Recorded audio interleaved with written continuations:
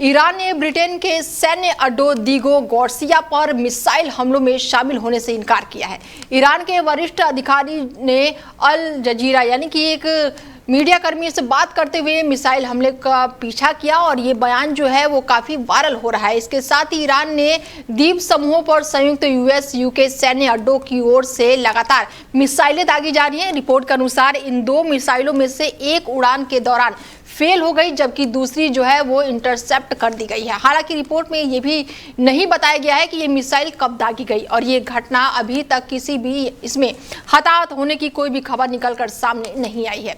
Iran के अधिकारी ने स्पष्ट किया है कि देश का इस हमले से कोई भी लेना देना नहीं है और किसी भी तरह का कोई भी कार्रवाई शामिल नहीं की जाएगी और इस घटनाक्रम ने सुरक्षा के क्षेत्र से अंतर्राष्ट्रीय तनाव के दृष्टिकोण से काफी चिंता जो है वो बढ़ा दी है। ऐसे में ईरान ने दीगो गॉर्सिया हमले से फिलहाल इनकार कर दिया है। ब्रिटेन के सैन्य अड्डों पर मिसाइलें जो है वो लगातार आरोप लगा रहे हैं और हमारे साथ सुधीर जी जुड़ चुके हैं, उनसे जानते हैं कि किस तरीके से हमले को देख रहे हैं। सुधीर सर, बहुत स्वागत है आपका डेली 24 भारत में। आज युद्ध के 23 दिन बीत गए हैं, 23वां दिन है आज, और ऐसे में महायुद्ध क्या लग रहा है? सबसे पहले तो मैं थमने की ही बात करूंगी कि क्या लग रहा है, कब तक थम जाएगा?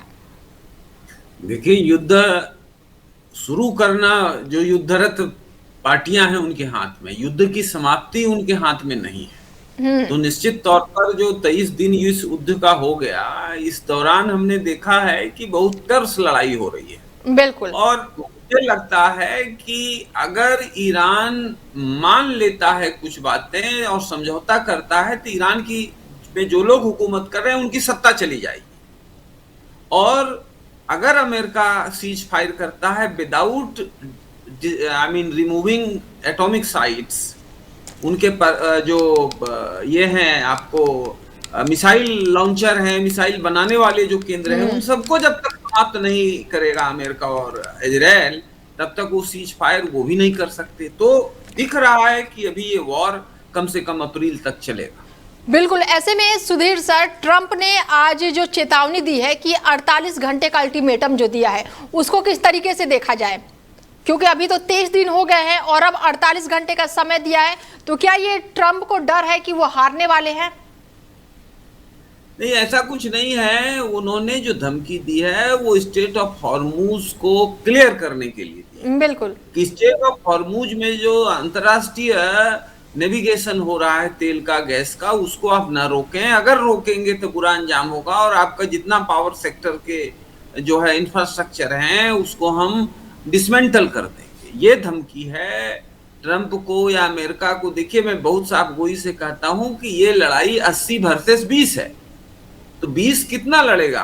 कोई लिमिट है? एक देश आप बताइए जो ईरान के साथ खुल के खड़ा हो या परोक्ष रूप से कुछ हथियार वगैरह दे रहा हो, पैसा दे रहा हो, सिर्फ जुबानी मदद दी जा रही है। अब जुबानी मदद से क्या होता है हम सब जानते हैं। बिल्कुल सर, अगर आप ये बात कर रहे हैं कि ईरान को कोई सपोर्ट नहीं कर रहा, तो इतने हथियार ट्रंप ने भी नहीं सोचा होगा कि ये युद्ध 23 दिनों तक चलेगा।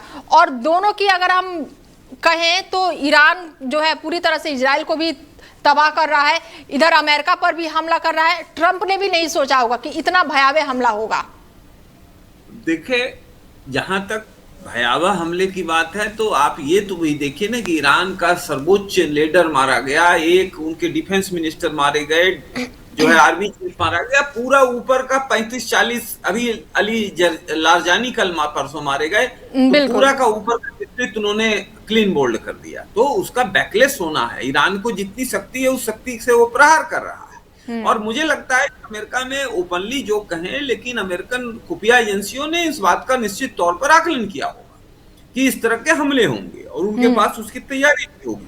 तो जो कर रहा है ईरान वो बहुत अप्रत्याशित नहीं है, ये संभावित जवाब है। जब किसी देश पर आप हमला करते हैं तो वो देश को जो है उसके हैसियत में जितनी ताकत है उस ताकत से तो आपको जवाब जरूर देगा, और वही ईरान कर रहा है। लेकिन ये फिर हम दोहरा रहे हैं कि 20 और 80 की लड़ाई है, लंबा नहीं खींच पाए। बिल्कुल, ईरान को तो सपोर्ट कर रहा है ना। अभी खबर तो ये भी निकल कर आ रही है कि चीन सपोर्ट कर रहा है, रूस सपोर्ट कर रहा है।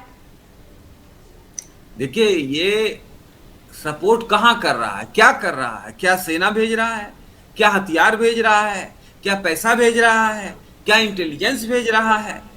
सपोर्ट इस तरह से होता है, इन मुद्दों पर होता है। जैसे यूक्रेन में रसिया के खिलाफ सारे यूरोपीय देश और अमेरिका जो है यूक्रेन के साथ खड़े हैं और इस तरह से मदद कर रहे हैं, तो क्या उस तरह से ईरान को कोई मदद कर रहा है?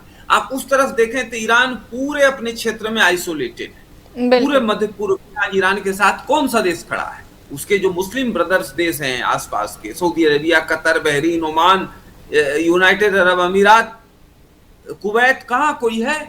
टर्की है? कोई तो नहीं है। तो ईरान डिप्लोमेटिकली बिल्कुल आइसोलेटेड है। बाकी जो रसिया और चीन कुछ जवानी मदद कर रहे हैं, जवानी मदद का कोई मतलब नहीं है। वो भी ट्रंप पर कोई हमला नहीं कर रहे हैं। कुछ फौजें मतलब वर्ड में भी डर रहे हैं बड़ी कड़ा शब्द का इस्तेमाल करने से। कहने का मतलब है कि कोई सपोर्ट ईरान को नहीं है, सिर्फ एक नैतिक मदद रसिया और चीन से आ रही है और नैतिकता इम्पोर्टेंट है हम। तो सर एक और सवाल मेरा आपसे है कि यहाँ पर ट्रंप और बेंजामिन नेतन्याहू दोनों के बयान जो है इस समय बिल्कुल अलग आ रहे हैं।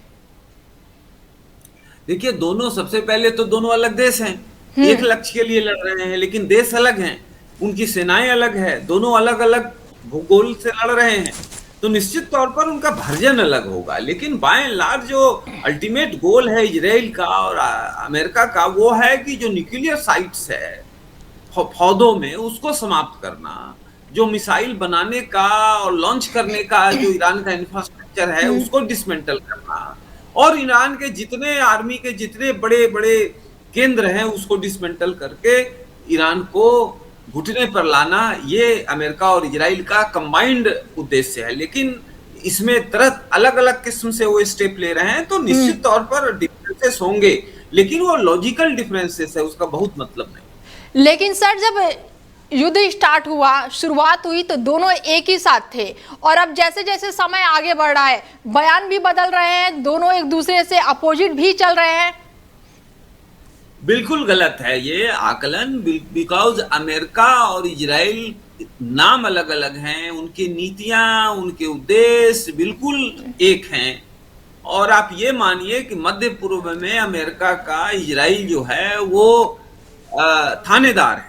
इजराइल पूरे अरबियन क्षेत्र में अमेरिका का थानेदार है। अब थानेदार का अपॉइंटमेंट थाने में क्यों हम करते हैं, हम सबको पता है, क्योंकि ये पहली बार नहीं है। पूरे अरब देश मिलके इजराइल पर 3 बार इजराइल से लड़ चुके हैं, लेकिन इजराइल का कुछ नहीं, इजराइल ने इन्हें हरा दिया। तो ये ईरान का जो संघर्ष है ये मुझे लगता है कि अप्रैल खत्म होते होते निर्णायक तौर पर, एक तरफा तौर पर समाप्त हो जाए। ठीक है सर, ये हॉर्मुज स्ट्रेट को लेकर भी काफी बयानबाजियां देखने को मिल रही है, हमले भी हो रहे हैं, कई जहाजें भी हैं वहां पर फंसी हुई हैं। हालांकि भारत का जो जहाज है वो कहा जा रहा है कि शाम तक आ जाएगा भारत। हॉर्मुज स्ट्रेट को लेकर भी थोड़ी सी जानकारी दीजिए कि अगर वो नहीं खुलता है, बंद रहता है, तो कितना भयावह स्थिति और भी देखने को मिलेगी। ये बहुत मौजूद सवाल है। 173 किलोमीटर लंबा बहुत सकरा सा ये स्ट्रेट है, और नियरेस्ट पॉइंट पर सिर्फ 33 किलोमीटर का जो है चौड़ाई है। तो लेकिन दुनिया का 23% तेल यहाँ से गुजरता है, और भारत का 40% तेल गैस यहाँ से निकलता है। चूंकि United Arab, Qatar, Bahrain, Kuwait, Saudi Arabia, Iraq, Iran सब इसके अंदर है, तो वहां से तेल लेके जो भी जहाज आ रहे हैं, गैस लेके जो भी कंटेनर आ रहे हैं, उनको यहाँ गुजरना पड़ता है। चूंकि वो ईरान का लंबा जमीन इससे लगता है, तो ईरान उसको ब्लॉकेज करने की स्थिति में है। लेकिन सवाल ये है कि कब तक करेगा, क्योंकि इससे एक खतरा है, एक खतरा ईरान को भी है कि जो देश को आप डिस्टर्ब कर रहे हैं वो देश अपना बेड़ा वहां भेज करके आपको वहीं पर ठोक करके उसको क्लियर करे। ये भी एक है, ट्रंप यही कह रहे हैं कि सारे देश भेजो। आप देखिए धीरे धीरे देश कहने लगे हैं कि हम भी आएंगे, हम भी आएंगे। हाँ। तो वो भी खतरा ईरान को झेलना पड़ सकता है। इसलिए चूंकि अंतर्राष्ट्रीय कानून ये है कि जो भी समुद्र है वो पूरी दुनिया का है, तो उसको क्लियरेंस करके आपको रखनी है, ब्लॉकेज करके आप नहीं रख सकते। तो वो ईरान को क्लियर करके देना होगा पूरे दुनिया को, चूंकि दुनिया का आवागमन है, दुनिया में जो खनिज लग रहे हैं, तेल लग रहे हैं, गैस लग रहे हैं, वो आ रहे हैं, तो निश्चित तौर पर उनको ब्लॉकेज नहीं करना होगा। लेकिन अब तक जो ब्लॉकेज किया है, तो इससे दुनिया के बाजारों में गैस के तेल के दाम जो है वो चढ़ रहे हैं। ठीक है सर, आप बने रहिए हमारे साथ। और एक और बड़ी जानकारी दे दें इस समय कि लगातार युद्ध जो है वो देखने को मिल रहा है। ऐसे में कांग्रेस सांसद का भी बयान निकलकर सामने आया है।